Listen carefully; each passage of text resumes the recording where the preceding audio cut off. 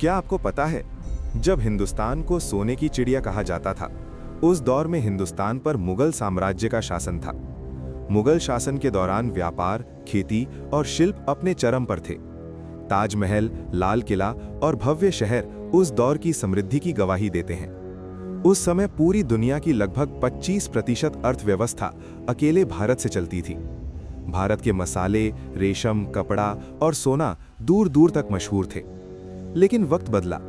मुगल साम्राज्य धीरे धीरे कमजोर पड़ने लगा, राजनीतिक संघर्ष बढ़े और इसी कमजोरी का फायदा उठाने विदेशी ताकतें हिंदुस्तान की ओर बढ़ीं। मुगलों के बाद अंग्रेज हिंदुस्तान आए। ईस्ट इंडिया कंपनी व्यापार के नाम पर भारत में दाखिल हुई। शुरुआत में उन्होंने दोस्ती दिखाई, लेकिन उनके इरादे कुछ और ही थे।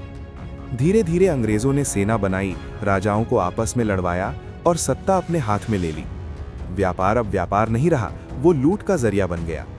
किसानों से भारी कर वसूले गए, भारतीय उद्योगों को नष्ट किया गया और देश की संपत्ति समुद्र पार इंग्लैंड भेजी जाने लगी।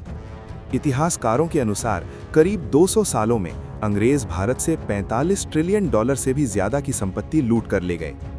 इसी लूट से ब्रिटेन अमीर बना, उसकी फैक्ट्रियां चलीं, उसका साम्राज्य खड़ा हुआ। और इधर हिंदुस्तान गरीबी, अकाल और भूख से जूझता रहा। ये सिर्फ इतिहास नहीं है, ये एक सच्चाई है। जय हिंद। वीडियो अच्छी लगी तो लाइक और चैनल को सब्सक्राइब कर दो।